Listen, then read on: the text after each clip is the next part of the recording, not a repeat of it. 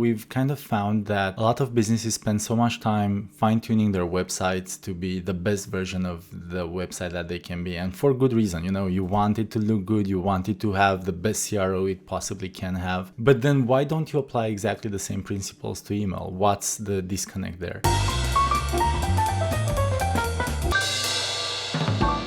Welcome back to the Honest Marketing Podcast, where you learn proven strategies to grow your business without selling your soul. I'm your host, Travis Albritton, and today we're diving into all things email marketing. My guests, Andrei and Alex, work with the agency codecrew.us, where they specialize in performance email marketing for brands and businesses that are looking to drive tangible results in their business from their emails. And so I pepper them with all kinds of questions as far as how do you do A/B tests, and what kinds of emails do you send? What key indicators do you look at to decide if an email is working or not? And then just the general landscape of how are brands and businesses using emails right now to drive results for their business. So if you are a business owner that is engaging in email newsletters and weekly newsletters and promotions and campaigns, you'll definitely want to stick around for this episode because there's a lot of really practical things that they share that they do internally with their agency that I think will really help you in your business. As always, make sure to stick around to the very end where I'll give you my number one takeaway from the interview.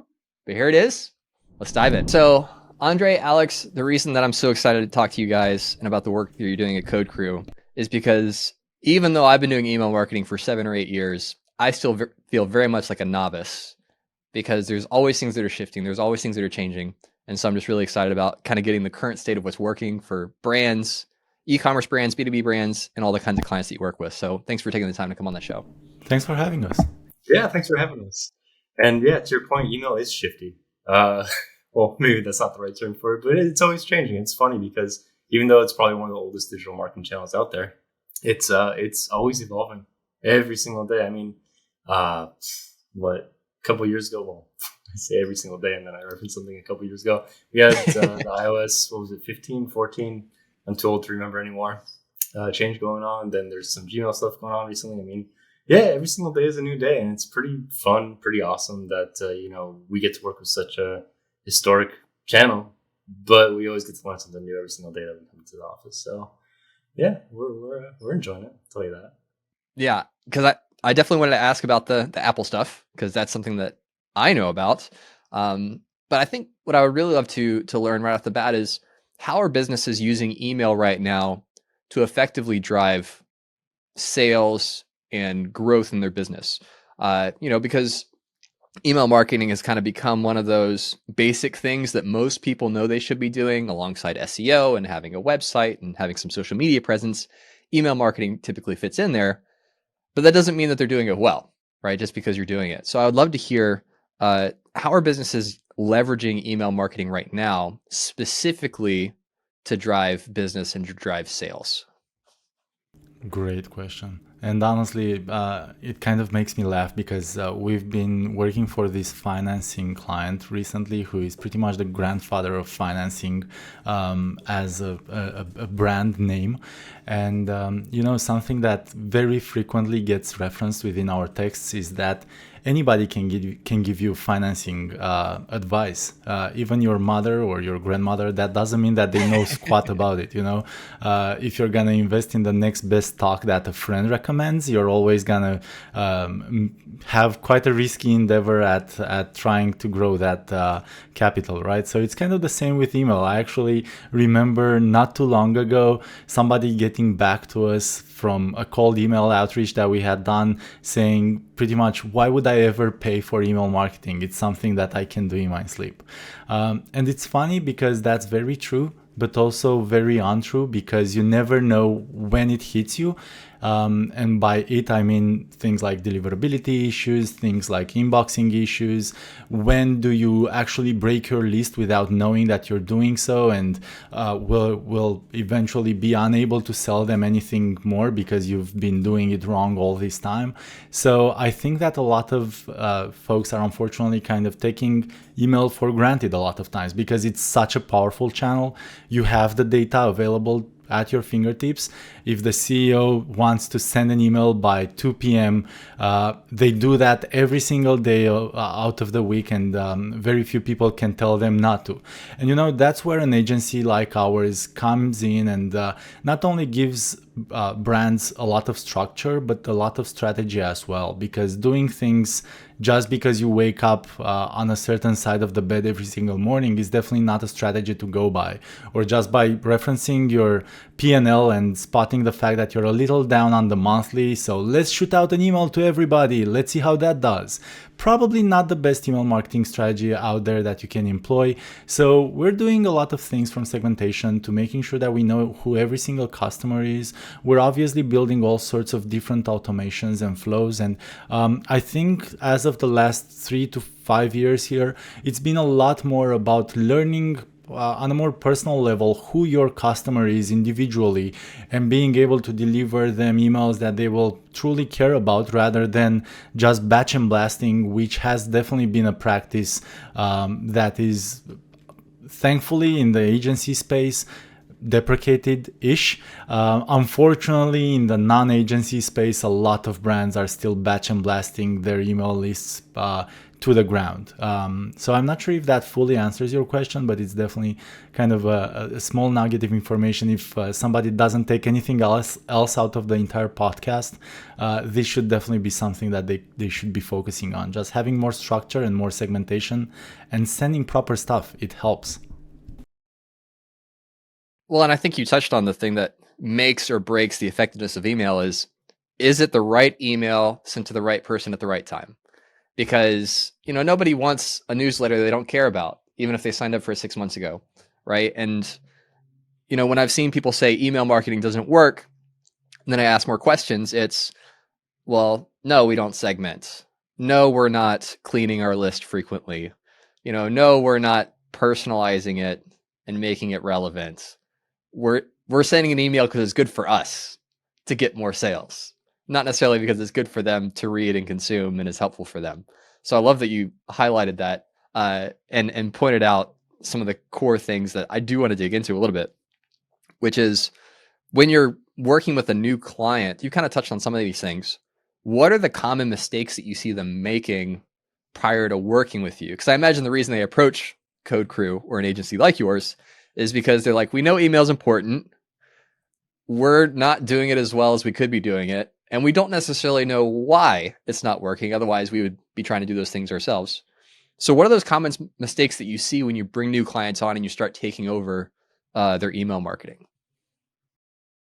Well, it's funny you ask, and it's funny Dre was just talking about what he was, because as he was, I was thinking, oh, I know which client this was. I know which client this was. I know which client this was. But all in all, I think everything you touched on is really something that we see in one shape or form come in, the lead pipeline as, an issue with that contact or that client.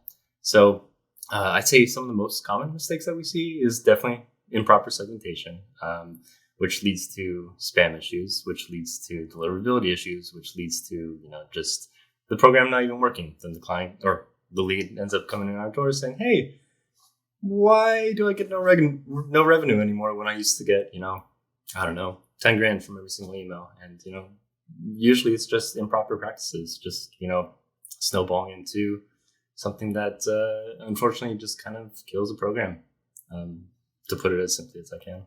On top of that, we've kind of found that a lot of businesses spend so much time fine-tuning their websites to be the best version of the website that they can be. And for good reason. You want it to look good. You want it to have the best CRO it possibly can have. But then why don't you apply exactly the same principles to email? What's the disconnect there?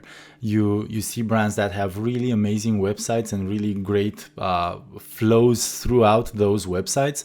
And then you go to their email and they're basically just a piecemeal of things that somebody with not a lot of experience put together using a drag and drop builder. So, again, where exactly is that disconnect? I think obviously the biggest mistakes, as Alex was mentioning, segmentation, making sure you're actually saying something proper. But then a lot of times we're seeing things like the email itself being subpar. There's no calls to actions. There's very little in the realm of actually trying to put some time into designing those emails. And it's kind of funny because design is a big part of what we do here. And we've actually found and proven through A/B testing on our end that taking the time needed to build a proper design that actually is attractive can pay dividends. And we've seen engagement spike just because of the fact that we were more attentive with the designs that we were putting out there. So I think it's a lot that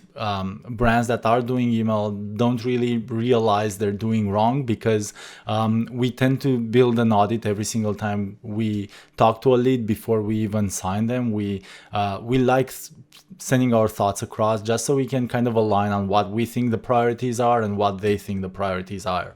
And a lot of times, again, these audits tend to be at least a couple of pages long, filled with really things that don't take a lot more than 5 minutes each to make sure you do right, but people just don't treat email with enough TLC to be able to kind of make sure that they tick those check boxes with regards to some of these best practices. Again, things like making sure you have a CTA, making sure every single image throughout that email is hyperlinked, making sure that your logo doesn't cover, 1,000 pixels of height throughout that email so you can get bored before you actually get to the email itself. Things like that. Okay, so a couple things I want to double back on because I'm genuinely curious. I've heard by everyone and their brother, you got to segment your list. It's like, okay, how? To what degree? How many layers? How complicated of a web am I creating here? Do I need to segment down to like, okay, this person from Des Moines, Iowa, who has 2 kids and is a soccer coach, like, is that the level of segmentation? Or is it like how do you approach that? Because, you can segment to the point where it's not even helpful anymore, because then you're just sending an email to like 3 people out of 5,000. But you do want some segmentation so you can tailor those email messages to the right audience, especially from a sales perspective at the right point in their buying journey. So what is your approach to segmentation? How do you segment lists in order to balance that really well?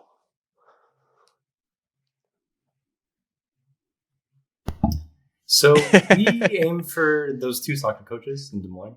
That's really all of our segments.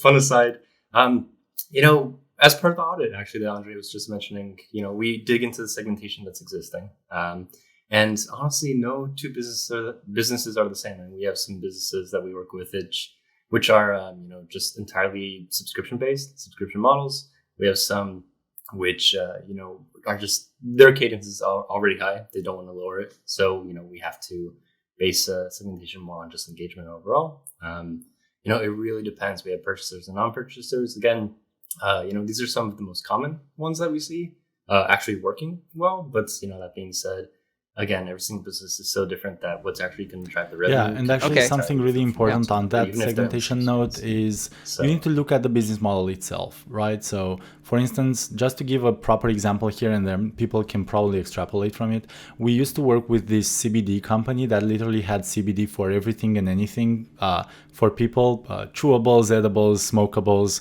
for pets, for horses. So you probably don't want to send, dog CBD to somebody that's never bought dog CBD in their life ever, because the likelihood of them having a dog or a horse even is pretty slim. So unless they've bought horse CBD, don't send them horse CBD related emails. Would probably be a pretty straightforward, pretty easy thing to do. So that's where segmentation can come in and kind of categorize the type of different items that somebody might be able to buy from you. Even more recently, we've been talking to somebody that's in the jewelry / expensive watch space. Again, if Alex went on to look for, a 50 grand Rolex and you happen to have him in your email list, he's probably not gonna be interested in the necklaces. I'm just gonna take a wild guess here, unless he specifically looks for necklaces on your website, in which case you can look for that user activity and target him specifically for that and make sure his wife is gonna love him a little bit extra throughout the next few weeks. Otherwise, just send him watches. Get that 50 grand from him, I guess. No, that totally makes sense. So, because the way that I've always thought about it is, at the very least, you want to segment people that are kind of they've popped on your list through a lead magnet or some kind of free offer. They know who you are. They haven't bought anything from you yet. Versus people that have bought from you, and then knowing which specific products or services they've bought. So that way you can tailor future communications with that context, right? Because like you said, like if you are trying to sell a new product or sell an existing product to a list, you don't want to send that sale to someone who's already bought it, right? It'd be like if you bought a car and the next week you got an email saying, hey, why don't you come by and buy a new car? It's like, that's what I was just there. I just bought a car. Why are you sending me an email to buy another car? So that makes sense. I'm really curious how you commingle website data. So time on the website, page they looked at, maybe abandoned cart capture, things like that, and bring that in your segmentation. Are you building automations for those things? What platform software are you using, or have you seen that work well? Specifically thinking about if someone's wanting to do this for themselves, because if they work with an agency like yours, you're going to handle all of this. But if they're wanting to implement some of these best practices, what are some good platforms and software they can use to bring some of that data in to help with their email segmentation? So we're fortunate that, as one of our founding pillars, will work with literally any platform out there. So we've had the ability to work with everything, the greatest to the worst. I think Andrei and I can both attest to a few of them being better than the rest. Just over time, we've been working with these two in particular for a good 5 or 10 years now. I think closer to 10. And every single year, they're always at the top. So I definitely would love to shout them out, just because they are going to be best for anyone starting, anyone who's interested in email marketing, and anyone who's also a data nerd. So the first one of the two, probably the one that I'd recommend definitely most strongly for anyone just starting out, or anyone who isn't at that state where they can go ahead and hire an agency, which would be Klaviyo. I'm sure a lot of people have heard of it. It's Klayyivo. And it's, just a really simple to use platform. It has literally everything you can imagine as far as, being able to gather that data off your website, go ahead and create those automations you're speaking to, and just make sure you have a good, solid foundation for, whatever you intend to do in your email marketing program. And then the other would be Iterable. It's much more data intensive. I'm not necessarily sure if it would be the best for someone just starting out, just because it's so robust to the point of, even some agencies out there not using its full capability. But, if I were to recommend any platforms to anyone just, doing it on their own, definitely these two. I think, honestly, ever since the Shopify MailChimp split, I probably, you're going to be missing some data there. So probably wouldn't recommend MonkeySend, MailChimp. But Klaviyo is definitely going to help you there. It's going to give you all the tools that you need. Okay, yeah, and we'll link those in the show notes if you want to check those out and see if they're a good fit for you. Now, Andrei, you brought up that a well-designed email, when it's done correctly, will outperform a poorly designed email. Because one of the questions I was going to ask you is graphics intensive emails versus plain text. Because I know that was a big debate for a long time. It's like, well, if you send an email and it feels like your pen pal sending you an email, it's more likely to be read and consumed versus the ones that look like full page magazine ads. But I know just because somebody anecdotally might have seen that doesn't necessarily mean that's wholly true. So walk me through that. What are the kind of the benefits of going with a fully designed email versus a plain text, and vice versa? Because they each do different things well. So someone listening can figure out what's the best approach for them and their goals. I'd just love for you to break that down for us. Absolutely. And that's why we don't necessarily ever recommend one or the other. We actually send out a number of different types of emails. The fully designed one being one of them, plain text being another. We also very frequently send emails that are designed, but we call them hero only because of the fact that they literally are extremely short, and kind of the hero is the entire email. It's more of a poster rather than a proper email that you get a lot of buzz out of. And just to give a couple of examples here, if you're going to have a BOGO on your website, something that you only do once yearly, let's say for Black Friday, you're not going to want to have a gazillion other things for people to read, get bored by, and potentially navigate away from if you're having that BOGO. Let's stick to a hero only, buy one, get one free, big, large call to action. You click on it, you go to the website, you buy yourself something nice. If you want, however, to, let's say, I don't know, founder stories or founder written emails have kind of gotten to be a bit too cheesy lately. I think a lot of people are abusing those. So we are definitely trying to guide our clients away from those types of emails, although they still have their time of or end place. But let's say you're a B2B company, you're somebody selling drones. You would want to probably be able to personify the salesperson a little bit better than a fully designed email could. And so making sure that those emails are either plain text, the way you were phrasing them, or at the very maximum, I would say, have the company logo as a header, and then it's you actually quote unquote writing the text to the person you're emailing, would probably be a bit more efficient than just something that's highly designed, magazine looking. They would feel like they're on a list for email marketing per se they might not have signed up for, or maybe forgotten that they did. And so the plain text is definitely going to be a lot more efficient for your kind of salesperson approach, for your approach that wants to maybe communicate something that's a bit more personal, a bit more heartfelt for that one brand. Now, obviously, if you're a clothing brand, you're going to find it pretty tough to convert people by sending plain text emails, although we have done it in the past. And again, there is a time and place for every single type of email. But I would probably say just use best guidance, best judgment on some of those things. I think that as long as you feel like it's a good fit for the purpose that you are intending that email to achieve, your customers will feel that as well.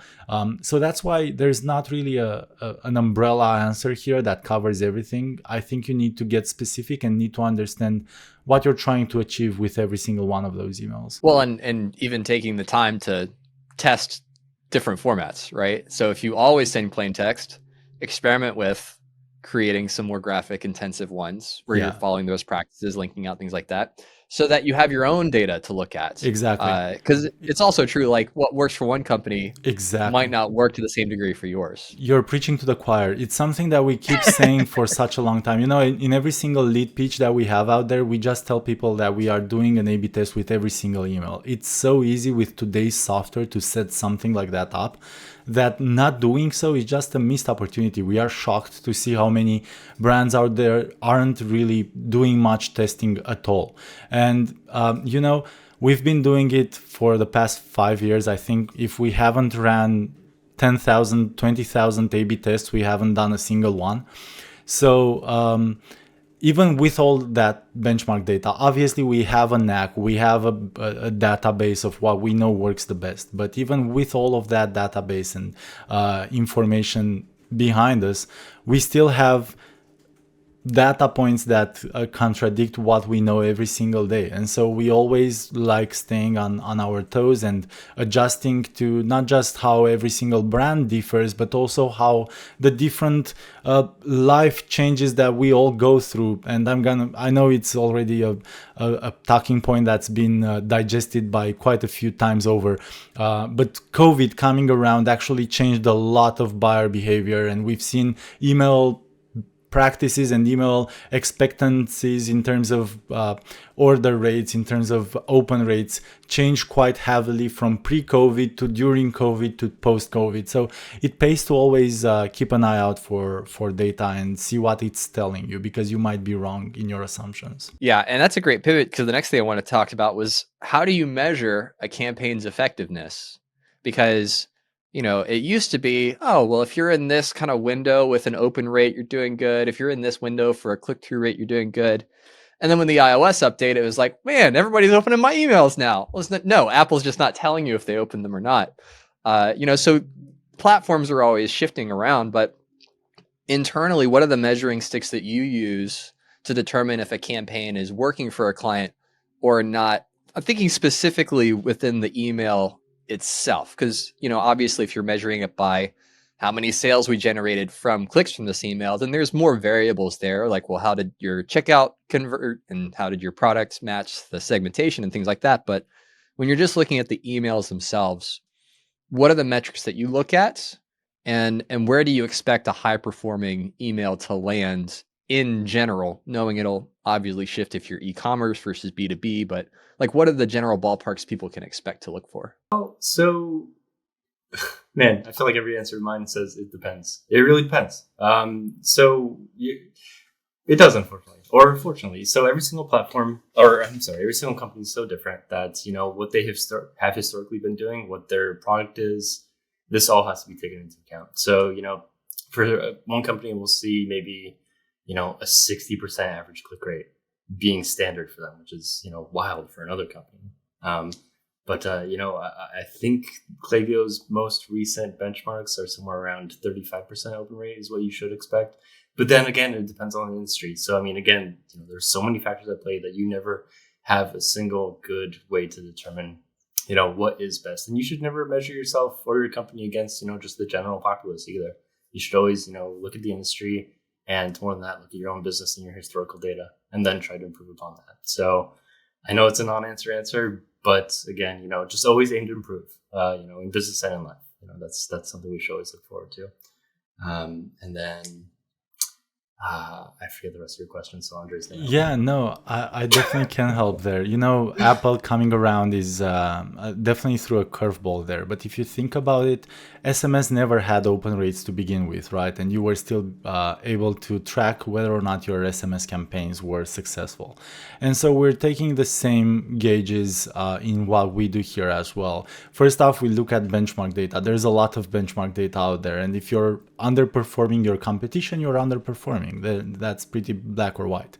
Now, in terms of open rate specifically, now you can do a lot of things to gauge the true open rate of your email sends nowadays, even excluding Apple and kind of gauging the rest of the audience or looking at Apple. Then there are a couple of tricks that we hold close to heart here to actually be able to tell which Apple Open was a real Apple Open and which Apple Open was that generated by a proxy email address. So that's an interesting, more nerdy discussion for probably another time. But yeah, I would say just look at benchmarks and look at month over month and year over year trends. As long as you're outperforming what you were performing the last few months over, you're probably on the right track to greatness there. And are open rates and click-through rates the two basic indications that you're looking to improve? I mean, basic, sure. And there's a lot of A/B testing that we do around those just to make sure that we do get people onto the website. But ultimately, it depends, on the goal you're meaning to achieve with your email. Maybe it's more brand awareness rather than conversions. So click rates don't really matter. As long as you get kind of real reporting type open rates that are closer to, let's say, 35 to 40%, it means that your email achieved its purpose. Now, if you're looking for sales, obviously average order value, sale kind of order rates are gonna be the guiding lights. I think click rates are a little bit overrated because of the fact that you don't truly know what you achieved with that click. And I'm just gonna throw a funny little reference here because we ran some Facebook ads for ourselves not too long ago, and we got a ton of click-through. Like, if I recall correctly, we probably got like 5,000 people to our website, but not one single outreach to our form to tell us who they are and what they were there for. So I don't know if they were grandmas knitting, if they were people just looking around for the next best thing. I have no clue, but click-through rates can sometimes be deceiving for sure. Yeah, I've definitely noticed that too, where it's like, oh man, I got all these clicks and then nothing happened. Okay, well then they weren't the right kind of clicks. Maybe I had the wrong incentive, the wrong call to action for what I actually wanted them to do. So yeah, I think that's really smart. So when you're thinking through A/B testing emails, what are the key things that you're testing? I imagine subject lines are a pretty common test where you want to see what do we need to tell someone to get them to open and engage with the email? Is it composition of the email? Is it the content? Like, what level of A/B testing are you typically doing? Because if you test everything at once and then one works and one doesn't, you're like, well, which one was it? Which of the 5 tests that we ran is the thing that put it over the top? So I'd love to hear your process for how you approach A/B testing to know that you can not only see different results and be able to make determinations, but also drill down to what is working so you can focus more in those areas. So we have a slew of A/B tests that we run. We have an internal document, someone that has over 100 different types that we'll run. Eventually, we'll get to all of them. If we have a client for long enough, but I think it'll take years to get there. But as far as A/B tests go, we always want to make sure that we're really understanding if something is a winner. So in quite a few cases, we'll see ourselves running the same A/B test, 3, 4, 5 times just to make sure that, hey, even though there was a marginal difference on 1 or 2 of those tests, there was a much bigger difference, on the 3rd, 4th, and 5th, and then from there, we go ahead and say, hey, this test definitely is a winner. We're gonna go ahead and leverage this as much as we can moving forward. That being said, you also don't want to just silo yourself within a winning determinant of a test because, lo and behold, a few months later, maybe even a year later, it's the entire exact opposite, just based on a whole new context within your list. So. A/B testing is I wouldn't say dark, a deep rabbit hole, really fun place to go. But as far as a few good A/B tests, just for, a new business to run or someone who doesn't have an agency, start with the lowest hanging fruit. Really, testing subject lines is always a very quick and easy one. We oftentimes test, just the text within the message, the way that the text is framed, question versus statement. Sometimes as far as, the CTA text, what that's trying to invoke within the customer as well. And it just goes from there. It's very, email's nice in that you can test literally anything you can think of. And so we've thought of quite a bit of stuff. I think there's maybe 1 client all time that we've exhausted our list and just, begin retesting from the beginning again. Yeah, and to add another couple, because we are frequently hearing these maxims from a lot of our clients of, oh my God, I've read somewhere that Wednesdays are the best days. Test what are your best days for sending and try to understand that data not just from an open rate perspective, because open rate would be the winning determinant basically in a send day type A/B test. But look at revenue numbers as well. Maybe people open a bunch on Wednesdays but don't purchase for the life of them, and they do purchase on Thursdays or Fridays. So make sure that you look at the data from different angles as well. So just the couple that I wanted to add to the list would be best send day throughout the week and best send time throughout the day, because again, a lot of maxims are thrown out there with regards to what are the best send times. And actually, I don't recall 3 clients live to date where the best send times were exactly the same. So that goes to say a lot about some of these maxims that you can read out there. No, I totally agree. It's like, oh yeah, if you're sending B2B, make sure it's available first thing in the morning when they first log in. But then I also know people, well, if you wait 30 minutes when they're sitting in their computer, it'll pop up at the top of their inbox when they're reading their email. It's like, well, which one is it? I don't know. Try both, right? Now, when you're capturing this data, how do you, what would an internal process look like for, okay, we just ran an A/B test. We got some data. We want to capture it in order to implement it moving forward. Is that just like throwing it in a Google Doc of here's our processes or here are our lessons learned? How do you actually take that data and make it actionable moving forward if this isn't the only thing that you do in your core expertise? Yeah, it's a big item, and honestly, we are a bit protective about that. It's a bit proprietary the way we do it here. But the key of it is to figure out a process that allows you within a minute, literally, to understand exactly what are your best open times, best open days, best types of subject lines. You need a process that, I don't know, maybe categorizes them somehow and you get the result you're looking for. I think there are a million tools out there that can achieve it. But again, the way we do it is a little bit our own, so we're a bit protective about that. Sure. So if you want their unique proprietary process, you'll have to reach out to them and work with them. That's the core takeaway. Yeah. As you should. So one more question before we wrap up. Is there anything that I haven't even thought to bring up? Questions I haven't asked, things that you're seeing that are really important for a business owner that wants to get more serious about email marketing that you want to make sure that you communicate? What have I missed, I guess, in this interview? Yeah, I've got a really big one because, it's crazy, but even in 2023, there are very many businesses and unfortunately very many even industries or verticals out there that don't do email at all. So I think the biggest question that needs to be asked is, what percentage of revenue from my overall business should I be expecting from email?